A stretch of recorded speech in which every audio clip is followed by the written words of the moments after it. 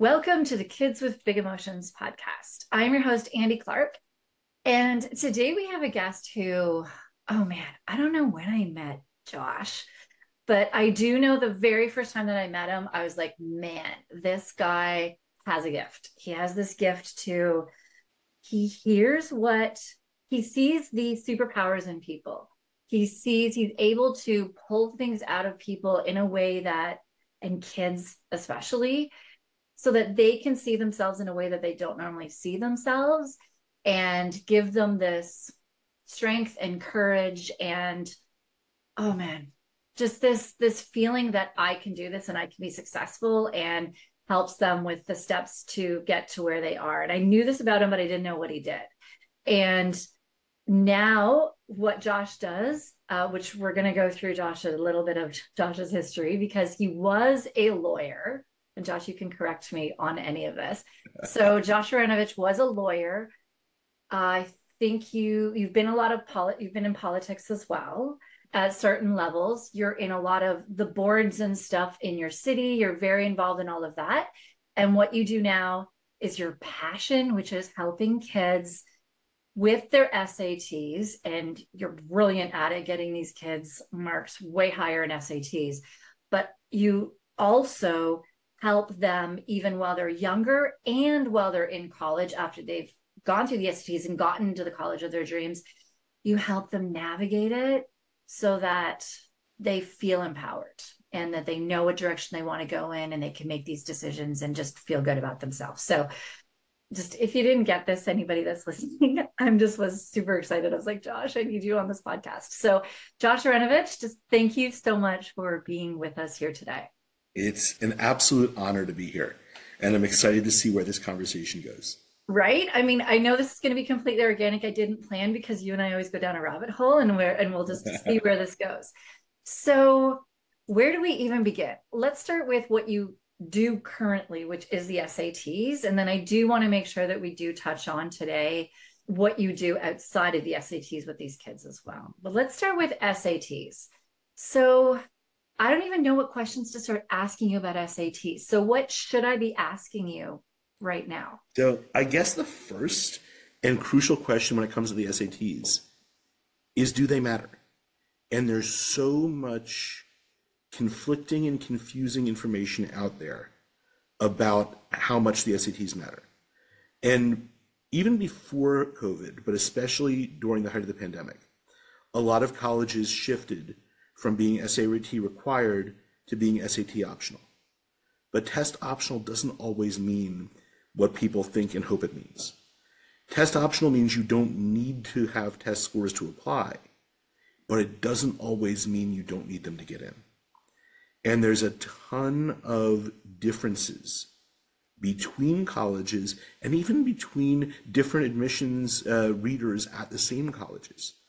I think there is, among some people, an honest effort to reduce the importance of standardized tests so we can see the full student. But there's also a very strong strain of, you have two students. One got an A in chemistry, one got a B in chemistry.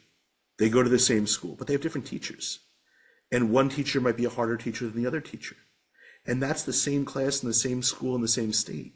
When you're talking about kids in different states, different curricula, different teachers, different programs, different classes, comparing GPAs isn't comparing apples to apples. It's not even apples to oranges.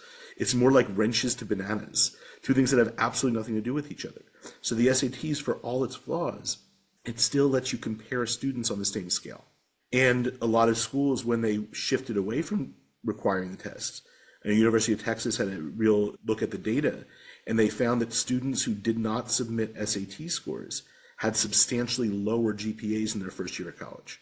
And a lot of colleges have moved back to test required, or even if they're test optional really means we want more students, we want better students, we want to be more selective. So if we go test optional, the people with crappy scores won't submit them. So our average scores will go up. Most people who don't submit them, unless they're absolutely off the chart spectacular in other ways, we're not going to accept. We're just going to assume they had bad scores. Now, I want to be absolutely clear. This is not the case at every school. I have an amazing student who just got into Williams College, which is one of the top liberal arts schools in the country, without submitting scores. But she's also someone who is an absolutely incredible human being who has accomplished so much and showed so much of herself in her essays. Not all schools will see that without the test scores to back it up. So the SAT, for all its faults, becomes an opportunity. Even kids that struggle with standardized tests, it's not because they can't do it. It's because they've never been taught how to do it in a way that builds on their strengths and allows them to understand how they think, how they process. So much of the SAT isn't just about the substance of it or the strategy.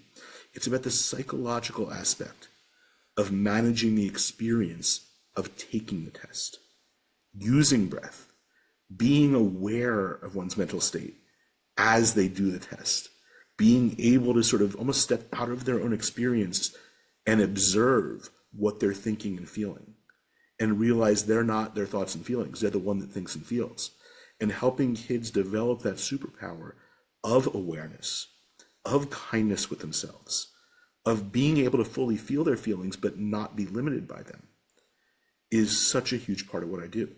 Because yes, I help people get ridiculously high scores in the SATs.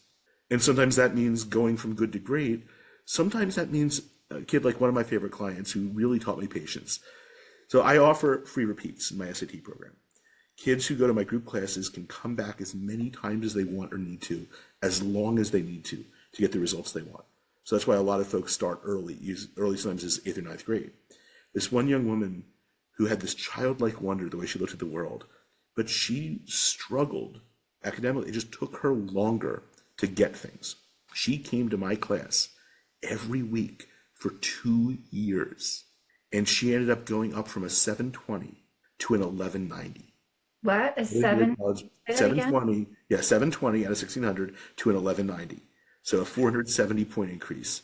She got into the college of her dreams where she's thriving, but it took her a long time and a lot of frustration and a lot of meeting herself where she was and not taking no for an answer from the universe. So the SATs really are a context and an excuse for me to teach kids how to learn to love themselves, to love their strengths, to recognize their superpowers, and to intentionally grow into the version of themselves they want to be. Because so much of our personality, so much of our predispositions, so much of what we start with is only a starting point. And we get to decide what we build with it, what we make of it. And see, this is why I said this is your superpower, right? Yes, you do SATs, but oh man, you bring out the thing that the kids get at the end of being with you is this sense of who they are, this sense of confidence in themselves, this sense of being able to work through hard things. Those are the life skills that are going to take them everywhere, that you Absolutely. can sit. And this is where I struggle a lot with the schools and the way that things are, is that they're pushing a lot the academic, and not necessarily this other side of the tools and the skills that are actually going to, once they develop those skills, then academically they can learn and push themselves better and more, and in other things in life. Funny analogy that just popped into my head. Mm-hmm. We were talking before the official call started about my yoga journey. Yeah. But in yoga, the asana practice, the postures, the shapes, is just 1/8 of what yoga is. The academics is like 1/8 of what learning is. And Yes. the more we can encourage our kids, regardless of how they school or unschool or homeschool or what have you, to embrace all the different aspects of learning.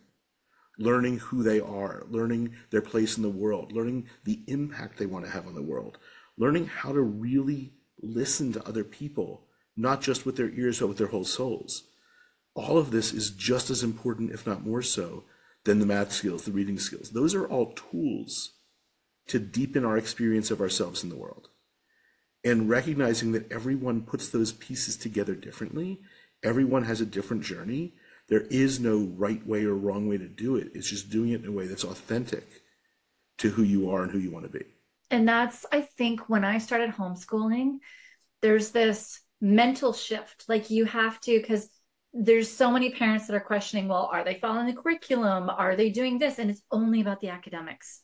It's only the academics. And I'm like, oh my gosh, there's so much more that we're doing. We're teaching them to find questions to things that they're finding. We're teaching them to doing things, just even doing their laundry and the housework around all of their stuff. Like those are simple things, not the mental things, but they're a piece to their life when they go to college, to being able to get their own food, get their groceries, do their laundry, clean the house in between their schoolwork, like simple things like that. Yeah. And then, but also all the mentals, all the struggles they're having. Okay, are we having a tough day? How do we work through this? How do we get through this? Do we push that work aside for today while we're working on this skill? Because I know that once we build this skill, then they're going to be able to make more headway in the actual academics. And that has been such a mental shift for me, and not judging myself and being like, well, they didn't get all their math done today, or they didn't get all their science or whatever, the academic done today. I'm like, and I have to stop and think, but we worked at these skills. Yeah. We're working on the perfectionism and being okay that it's okay to make mistakes, and to be able to step away when you need to take that break or refuel yourself or fill your bucket, however it is that your bucket needs to get filled. And to also figure out how to get inspiration, because I did find as well when I took my kids out that they both didn't really know what they liked to do, because in school they were told what they had to do. And so it's been us, if they talk about something, I'm like, let's go and research that now a bit. And we're researching it more for them to start even figuring out what they have an interest in and doing. It's so easy to get confused between things we're good at and things we love. Yes. Because we love the way people react when we're good at something. We love the praise we get. We love how it feels to be successful.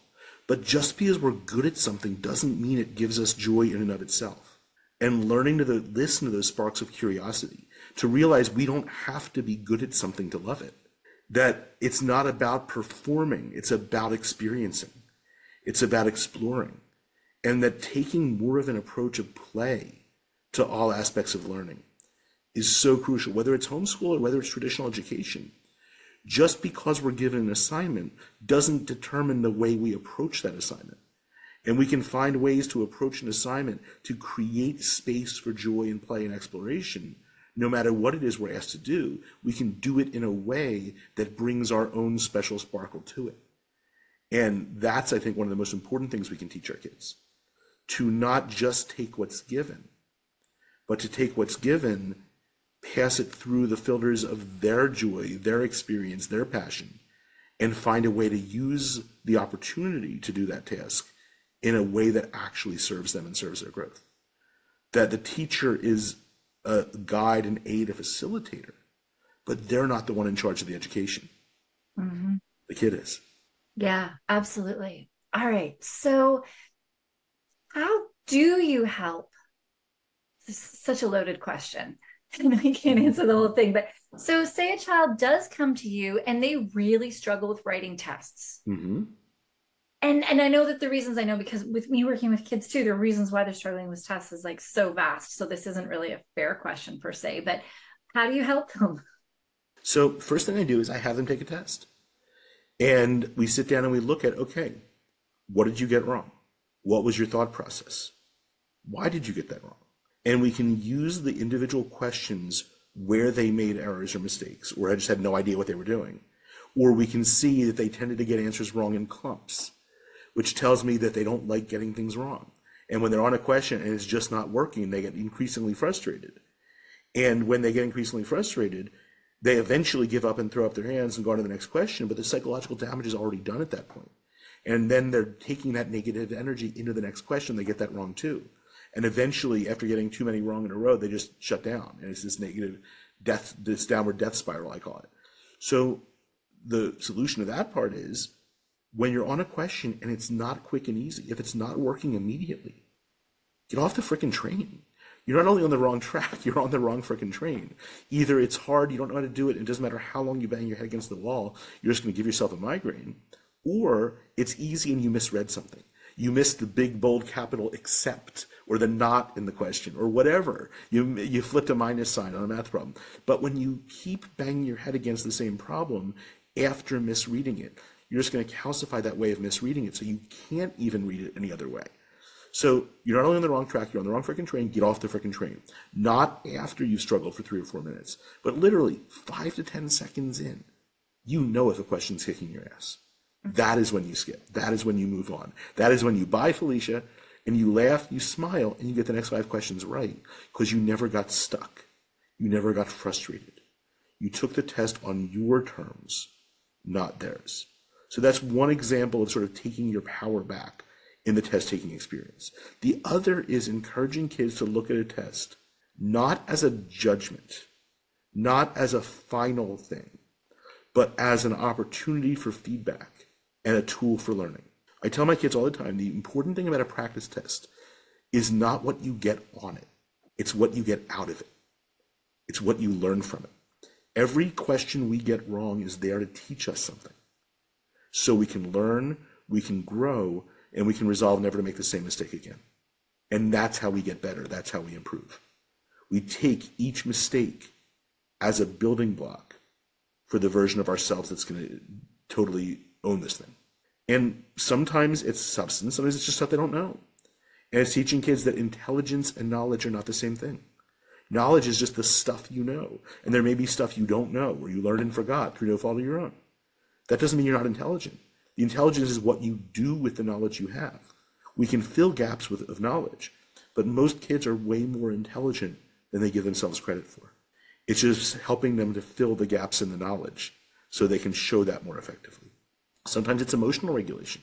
Sometimes it's focusing on breath. It's on reframing the story they tell themselves. There was a fascinating study years ago where they measured the biochemistry of folks with crippling anxiety and of elite performance athletes that were going to break world records. And they found that the biochemistry was identical. Crippling anxiety and excitement before you break a world record is the same phenomenon. The difference is the story we tell ourselves about the sensations. So let's learn ourselves and for our kids to teach them to choose a story that empowers them rather than taking that power away. So those are some of the examples. And some of it is just they overcomplicate it. Sometimes they go in with an attitude of, oh my God, this test is going to be hard. And that becomes a self-fulfilling prophecy. So they're not even able to see how simple it is because they're expecting a greater level of difficulty and complexity. So much of what I do is just teaching them to let it be easy when it's easy. So, oh my gosh, so much in what you just said. And I do have a couple of questions just into what you did just talk about as well. Those you didn't mention anything about like the studying and the studying and learning of the academics. That was all the mental side of thing of solely just taking a test and had nothing to do with the academics at that point. And that is where too, like it just shows how much of the mental goes into this. And I'm solely guessing that when you work on that, then the studying itself starts to become easier as well. And then you can start working on the gaps in the struggles that they're having with the studying piece. For sure. And when they see a question, like, I have no idea how to approach that. I'm like, okay, let's dive in. Let's talk about not only what you do, but why you do that, how you know to do that, how you read these 10 words and know that that's what you're supposed to do next. Other ways they'll test the same thing. So they learn to think about the test, what they test, why they test, how they test. Because that familiarity, that understanding, that depth. So many kids, especially ones that are really smart and struggle with math, it's because the way math is taught doesn't give them enough of the pieces of the puzzle to understand what's going on. Teachers, well-intentioned, sort of dumb it down and simplify it, but that actually makes it harder for these kids.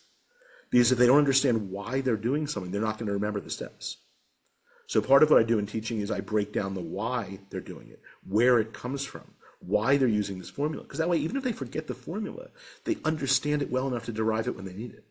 It's about deep understanding, not about memorization. And especially kids with high anxiety, even if they memorize it, they're going to be anxious about whether they memorized it right, and they're going to flip it at the last minute because they're doubting themselves. Right. Self-doubt is huge. And I just had an aha moment, which is fascinating, is that I realized that you're teaching them how to understand how to write a test, which we are all just expected to know how intuitively. I can't believe I've never realized this in my life, Yeah. right? You'd think that, oh, just because they know the information, they should know how to write the test. No, but they don't. So There's essentially, there's a black yeah. box in between what you know and your ability to demonstrate what you know under certain constraints. Mhm. And instead of making that path in between as hard and complicated as possible, we should be making it easier by helping kids develop the skills to effectively show what they know. But the reason we don't is think about like an actually objectively hard math problem from like a high level math class. It could take 20 minutes to solve. Hell, there's some that take years to solve, different proofs and things. The SAT and other standardized tests, by their very structure, don't have enough time and space for those legitimately hard questions. So what do they do instead? They give you questions that look way harder than they are. Because if everything was obviously easy, then everybody would get a perfect score and the test would be useless to differentiate between smart people. So they use within the constraints of the test to try to get a spread of scores so colleges have an excuse to accept some people and not others. Interesting. That's so fascinating. And I know for me, like I felt so stupid in school because I struggled with multiple choice tests Sure. because I was like, I would trip myself up with all the words. And as you said, going back to second guessing what I knew and all that. Yeah, Meanwhile, like you asked me any of the information and like exactly. I have this memory that can regurgitate almost everything out that I've learned and read. Like I listen to audiobooks and I can tell you all the neuroscience and all these different things Sure. of going ons, But but I then when can't they test it in a way that is a little bit different, that it's yes. using different words to say the same thing, but does that really mean that, or maybe it means that? And you Yes. start to go beyond the surface level of the meaning and trip yourself up because you're going too deep, too complicated, too many layers. Whereas sometimes it's shutting off that part of our brain, taking tests, and let it be, just mean exactly what it means, precision, no more, no less. And then breaking the text into smaller pieces. Because when we read like 30, 40 words at once, we can get a basic gist, but we miss that level of precision and detail. So it's teaching the kids to read 4 or 5 words at a time and then stop and do something with them. Process them, repeat them back in your own words, argue with them, even mock and make fun of them. Hate reading is a thing, and it's sometimes fun. But the idea is read actively, not passively. So you're actually processing and making meaning of what's in front of you. And that's a skill that oftentimes people assume the kids have, but they don't. Absolutely. No, I my mind's just blown away. I'm thinking of how well I would have done in school, how much better Yeah. I would have like high school I had almost all A's, but there was one class that I absolutely failed because I couldn't do the tests. Mm. And I'm like, how could I not do the test? Because it's stuff that I study and research and do now. Right. It's a passion of mine, the stuff I love to do. I'm like, how Yeah. could I not have done that in high school? Well, that's exactly why. Yeah. Because you cared so much about it and were so interested in it, you were operating at 10 levels too deep. Yeah. Oh, everything's too deep for me. That's hilarious. And that is, I love to dive so deep into Yeah. things that maybe tests are just too surface for what It's I was it's a making them form out to of be. code switching. Yeah. It's where like immigrants learn to speak with different dialects in different settings. Hmm. It's being able to turn on and off that switch of the level of depth that we're operating at, depending on the result we're trying to get and the audience we're trying to communicate with. So interesting. So interesting. Okay. So I now have an even better grasp on how amazing you are at working with these kids on these SATs. So before we move on to how you help these kids even discover what they want to do, what schools they Sure. want to get into, and how you help them in college, is there anything else that I'm missing on SATs that we haven't covered that parents need to know? Well, I think one is that it's not just SATs. Yes. SATs are one example of the kinds of standardized tests that kids have to deal with. But there's also standardized tests to get into gifted and talented programs. There's standardized tests to get into private high schools. There's standardized tests for law school, the LSAT, for the MCAT, for med school, the GMAT for business school, the GRE for what I jokingly call generic grad school. So I work with kids with all of these because it's not about teaching the test. It's about teaching the kid. And it's about understanding how they think, how they learn, and helping them to understand how they think and how they learn in the context of that test. So a big chunk of what I do is SATs and LSATs and GREs, but really any kind of standardized test or even subject area tutoring. Like I have a client that I'm actually starting with this week to help with honors chemistry because he has a teacher that he's just not clicking with. And I said to the mom, look, I'm not an expert in chemistry. I'm going to have to brush up on some of this stuff. But I think in so many ways that makes me more effective. Not being an expert in something, I can understand why he doesn't understand at a deeper level. And I can model how to learn in learning alongside him. Yeah. And I've had clients in AP Calc that I've done that with when that was not at all my best subject. I have a client who is a fourth year surgical resident where I'm helping him prepare for his boards. So it's all different ways of approaching learning in a person-centered way. Mm-hmm. And I don't need to be an expert in the topic to help teach people how to learn it. That makes so much sense. So much sense. I want to go to you. Okay. So, I mean, I'm always loving all our conversations. So like, yeah, this is amazing. And I'm thinking of my kids now too, because they're, well, one is going to be in grade 9. And what you just said about that girl being in the courses throughout the years to be helping her, like that is my biggest thing of if my son does go back to actual high school from homeschooling, it is going to be that struggle with understanding how to get into the testing that I'm right. Definitely going to be asking about your group program and stuff too.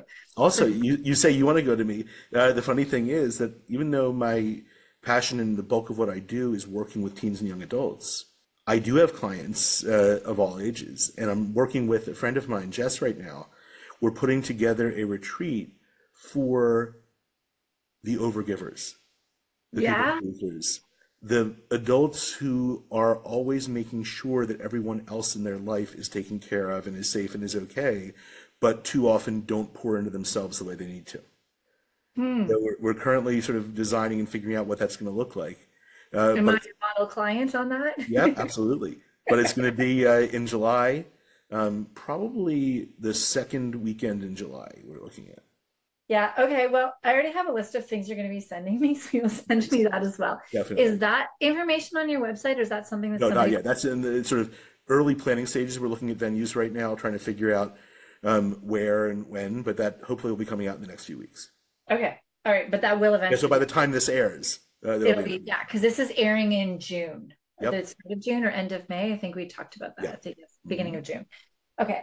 So, all right. So that is all about all of the different types of SATs and all those testings. So let's talk about a kid that is struggling with what they want. I mean, and when you're picking about what school you want to go to, in my one thing for me is I really want the parents listening to understand that it's not what this kid's going to necessarily do forever. I mean, I look at your journey. I mean, lawyer, politics, and now teaching SATs, which is what you did, I think, in order to actually help you pay for your law school. Exactly. Was the SATs, and you went back to that. It was LSAT. Yeah, it was working for an LSAT prep company back then. Yeah. And that's how this got you back into, hey, I really loved that. That was my passion, my love. I want to go back into that. And your superpower. And so it is fascinating how everything evolves. I mean, I look at myself as well in like massage therapy, personal training, getting into all of the nervous system regulation and understanding stress systems and getting into sleep and getting into traumas and getting at executive functioning. Like it's just all evolved as my life has evolved too into what I do now. Exactly. All the pieces, all the sort of facets of our journey are helping to construct sort of who we are and where we're called to serve. That it's not linear and it only makes sense when we look back at it. Mm-hmm. So in picking a college, it's not about this is what I'm going to do for the rest of my life. It's not, you don't always know exactly what you're going to do. But by having an idea of some possibilities, I like to think of it as like you're building a tree and there's like this really thick branch. And as you walk out along that thick branch, you can start to see the thinner branches as it branches out. But until you start walking out along it, until you construct it, you can't see those thinner branches. So in picking a college or picking a major, we often start at the wrong place by looking at the college and looking at the major. What I like to do is I like to ask kids, and these are the deeper, more difficult, but more interesting questions.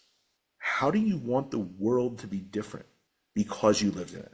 What problems do you feel called to help solve for people, for beings, for the world? Sort of what is the work you're called to do in that broad sense?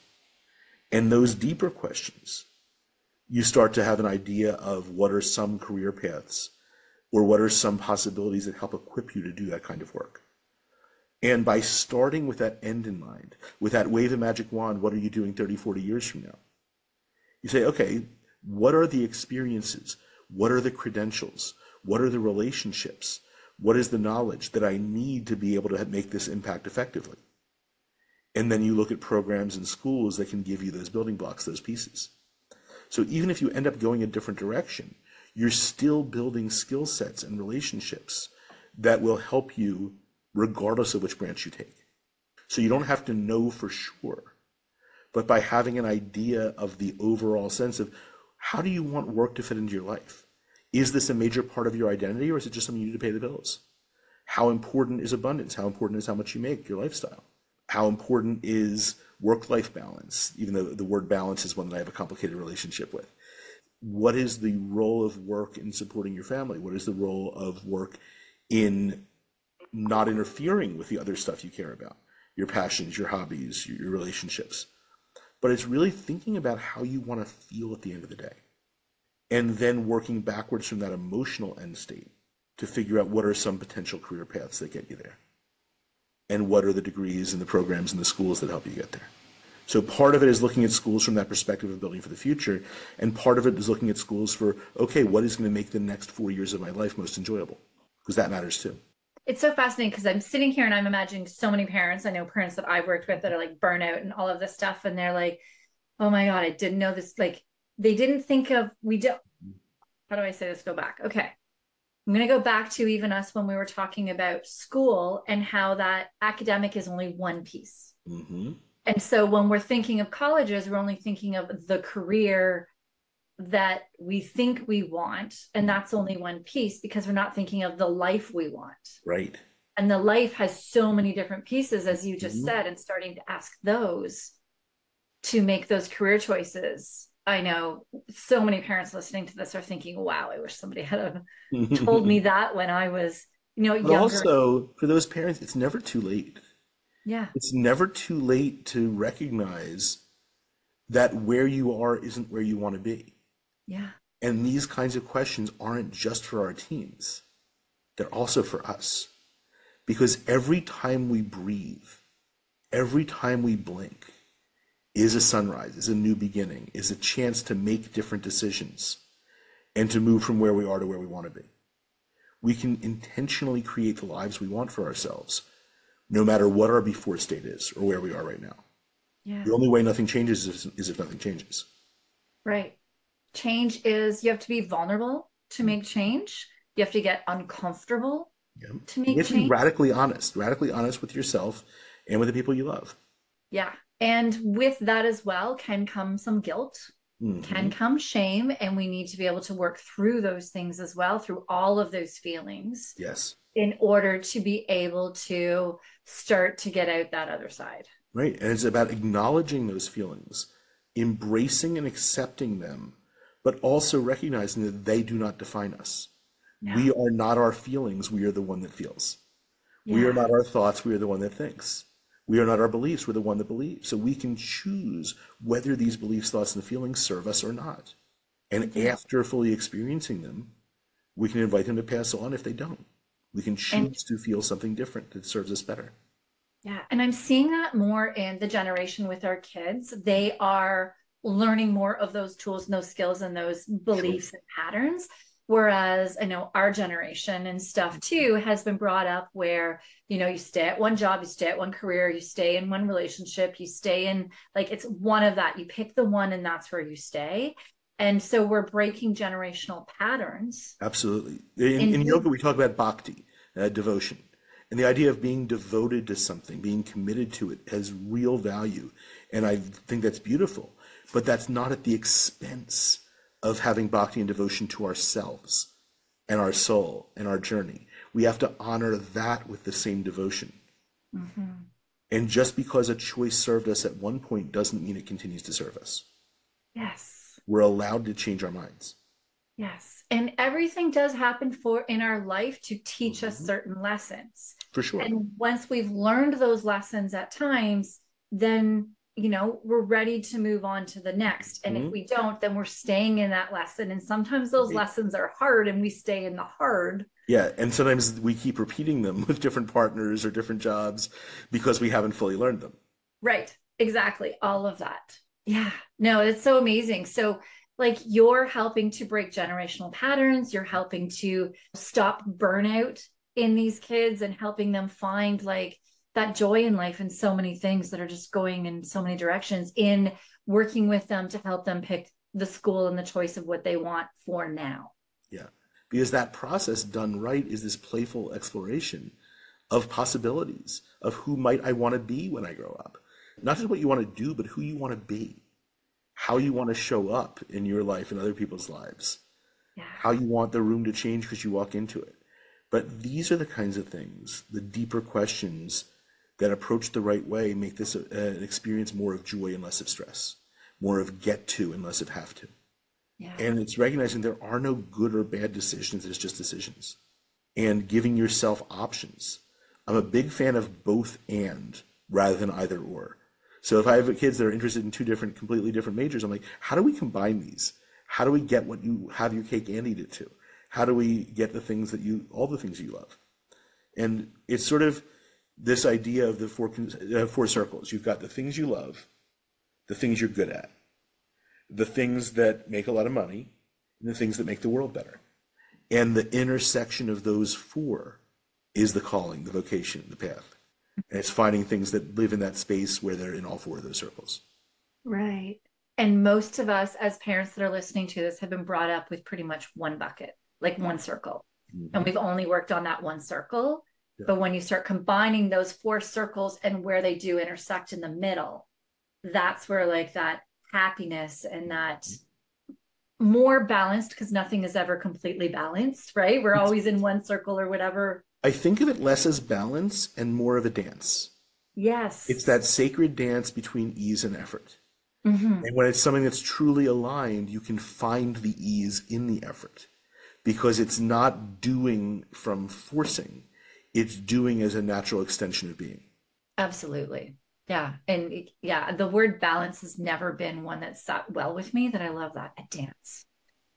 I might start using that in the Mhm. future. So if anybody hears me use it, it came from Yeah, Josh. it's like more of a dynamic equilibrium. It's a moving back and forth. Yeah. It's a flow. It's not stagnant. It's not, I mean, balance, like trying to like, is like nickeling and diming, a little bit here, a little bit there. No, that's not how souls work.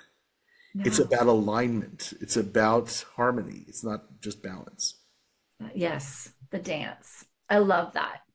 All right. So you've got these kids and you now you're working with them through middle school, high school, Mhm. and helping them to find themselves, really start looking at the future in a very different way, in a whole way that's looking at the happiness and really how they can make that impact on the world and how they can make And it part of it, happen. even before we get to that point, sometimes the biggest unmet need that people have, kids and adults, is to be truly seen, Yes. truly understood, listened to at that deep level.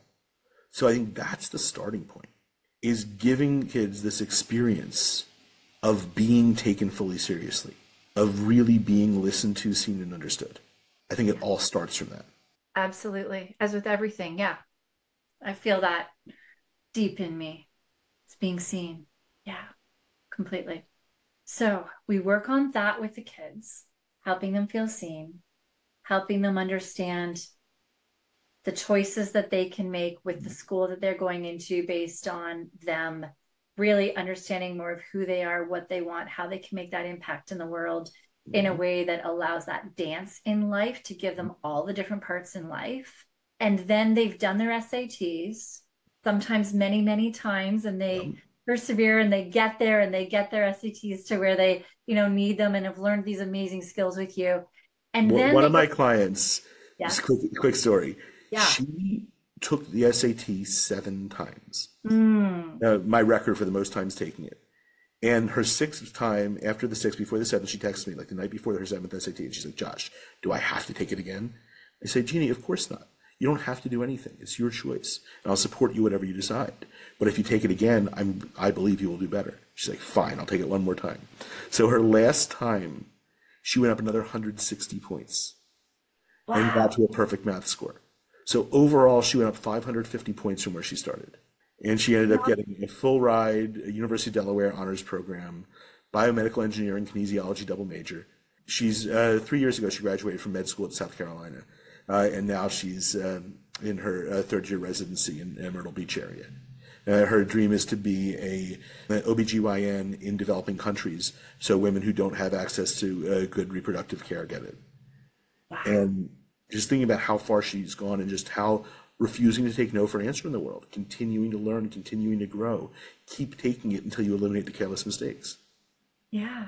And That's why that's starting early is so important, so you give folks the space to keep growing without too much pressure. that's phenomenal. And the thing is had she gotten that the first time, she would not be the person she is today. Exactly. And that's the thing is we are so conditioned to believe that it should happen the first time. They should get it the first time. They should Because everything. it's not a test of how smart you are. It's not a test of some intrinsic quality, no matter what College Board wants us to believe. It's a measure of how good you are at taking the test, at understanding how the test works, at managing the psychological experience. And these are all skills that can grow through the right coaching and teaching. Yeah, absolutely. So they've got the SAT, they've gotten to the school of their dreams, and then I know you had a have a college program. Like, Yeah, well, so step between that is I do college admissions coaching. This is helping them with their applications, helping them with their essays, helping them to present who they are in a way that resonates with the schools. And it's really done right. This is a process where they get a much deeper understanding of who they are, where they're going, and why. So it's not just sort of helping them figure out where they want to go, but it's helping them get in there and helping them to sort of position themselves in a way that they show their strengths, they show their passion, and they jump off the page for the schools. So then after that, once they're in college, I do a mix of academic coaching, sort of life career coaching, path, purpose, passion coaching. At that point, it's less about sort of group programs and more about individual. So though there are some group programs sort of under development, but it's really any kid, whether they're 11, 12, or whether they're in their 30s, 40s, 50s, 60s, 70s, kids of all ages. We all have an inner teenager. And that inner teenager that wants to grow but isn't quite sure how, that needs to be seen, and just needs someone to help them learning to love themselves better so that they can grow the way they want to grow. And that's designed with each person's individual needs in mind. Everyone's path is different, everyone's journey is different. So I would encourage any parent who has a kid that needs help, whether that's someone who's struggling or whether that's someone who's doing good but could be doing great, to reach out and explore how I can help. Because that's what I love. I love helping people experience more joy in their life, to take the things that they need to take seriously more seriously, but take the things that they take too seriously less seriously. yeah, Because it's supposed absolutely. to be fun. Right. And we're not taught as much that life is just supposed to be fun. I mean, as before we were recording too, I was talking about your life. I mean, you have been traveling. I mean, you've been to Africa. Shoot, where were you just now? So I just did a 200-hour yoga teacher training in Sri Lanka. In That Sri was Lanka. absolutely incredible. Hmm. Yeah, then in 2020, and so then earlier this year, I did a yoga retreat in Watamu, Kenya, on the beach on the Indian Ocean, which was amazing. That was how I met Anne, who ran the yoga teacher training in Sri Lanka. But then after that, I'm like, all right, I'm in Africa. I might as well do something else because I don't want to just fly out here for just one country. So I did a 7-day safari in Tanzania. Then I stayed in Zanzibar for a while, working from a guest house on the beach. The beauty of working with folks all across the world. I've had clients in 28 states and 8 countries since COVID forced me to let my office go and go remote. I can help people from anywhere. So that has freed me to really embrace exploring the world. Mm-hmm. I spent time in 14 different countries in 2024, and it's one of the most amazing, enriching things I've ever done. I think by getting out of our comfort zones, by experiencing things so far removed from our normal reality, it invites us to grow in ways that we couldn't even imagine. Mm-hmm. I I remember, think by sharing those stories with the kids I work with, I help expand their sense of what's possible in life. yeah, I remember you talking about a dance retreat you went on in Bali, and before you were like, guys, I'm scared. You're like, I've never done this before. This is so out of my comfort Yeah. zone. If you had asked me before last May, I would have said, I don't dance.